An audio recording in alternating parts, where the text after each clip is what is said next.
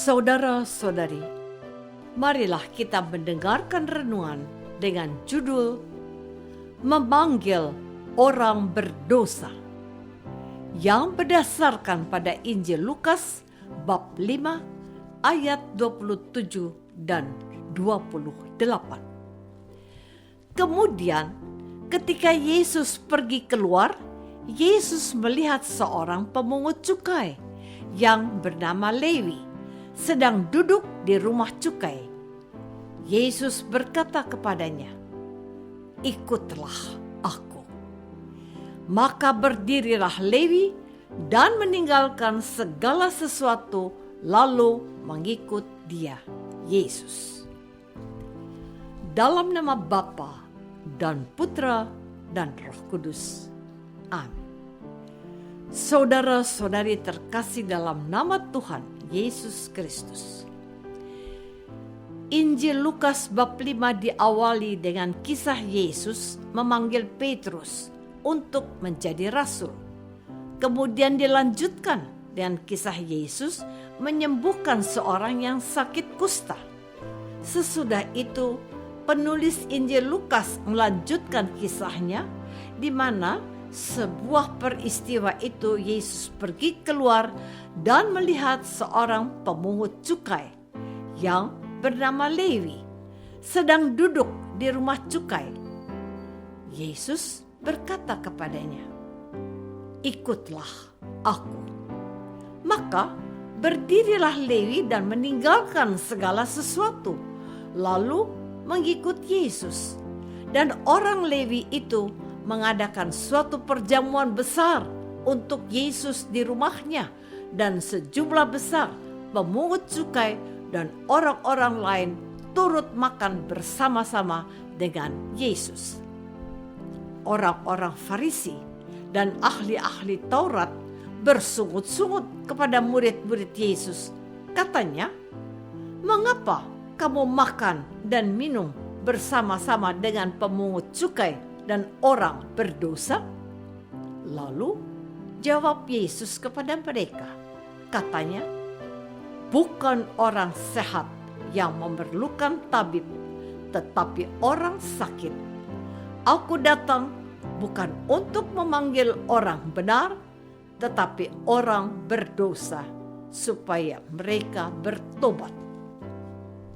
Saudara-saudari terkasih, tindakan dan perbuatan Yesus seringkali mendapatkan tanggapan yang tidak baik dari orang-orang Israel, khususnya orang-orang yang memiliki posisi, jabatan, dan pengaruh penting dalam hidup bermasyarakat. Sebab memang banyak tindakan Yesus yang di satu sisi sangat menguntungkan dan memberikan banyak bermanfaat bagi kalangan bawah. Tetapi di sisi lain, tindakan Yesus yang menyembuhkan orang-orang sakit dan mengusir setan-setan sudah merugikan dan membawa bencana bagi kalangan atas yang telah lama hidup dalam kenyamanan dan kemapanan. Kalangan atas itu adalah orang Farisi, ahli-ahli Taurat, dan pemimpin agama Yahudi lainnya. Kelompok-kelompok ini sangat dihormati dan berpengaruh dalam kehidupan sehari-hari. Sedangkan kalangan bawah adalah para pendosa, orang miskin, orang sakit, dan pemungut cukai. Kalangan bawah ini hidup dalam himpitan hukum yang berlaku saat itu, dan orang dari kalangan atas hidup dalam kebebasan dan kemewahan. Sementara kalangan bawah hidup menderita dan tidak bebas.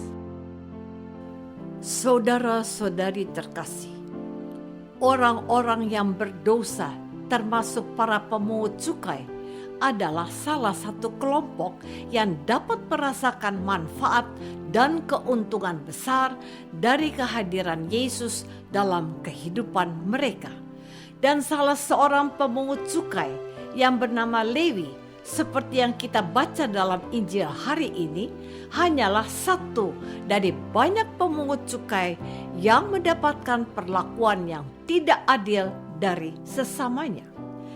Para pemungut cukai ini dibenci karena pada waktu itu mereka bekerja menagih pajak dari orang-orang Yahudi. Pajak yang mereka peroleh diberikan kepada petinggi Romawi yang saat itu menjajah bangsa Israel. Selain itu, para pemungut cukai ini dianggap berdosa karena mereka kadang atau sering menagih pajak tidak sesuai dengan ketentuan-ketentuan yang berlaku. Oleh karena itulah, para pemungut cukai tidak disukai, bahkan dijauhi oleh orang-orang Farisi dan ahli-ahli Taurat. Orang-orang Farisi dan ahli-ahli Taurat juga sudah menempatkan diri mereka sebagai orang yang baik dan benar. Mereka tidak mau tercemar atau menurun derajatnya gara-gara bergaul dengan para pemungut cukai yang sudah dianggap orang berdosa. Saudara-saudari terkasih, pada saat orang-orang Farisi dan ahli-ahli Taurat berusaha untuk menjauhi para pemungut cukai dan orang-orang yang berdosa, Tuhan Yesus justru hadir untuk menjadi sahabat dan teman para pemungut cukai dan orang-orang berdosa yang merasa terhina dan rendah. Yesus mendekati pemungut cukai, bahkan memanggil Lewi, salah seorang dari pemungut cukai, untuk menjadi murid Yesus. Lewi, seorang pemungut cukai ini, melengkapi kelompok 12 rasul yang sebagian besar para nelayan yang tidak pernah diperhitungkan oleh orang Yahudi dapat menjadi orang-orang hebat yang mampu mengguncang dunia dengan keterbatasan dan kekurangan yang mereka miliki. Tindakan Yesus yang memanggil Lewi yang dianggap jahat dan berdosa menjadi bukti betapa Allah mencintai orang-orang berdosa. Allah bermurah hati kepada orang-orang berdosa yang dijauhi dan dibenci oleh sesama.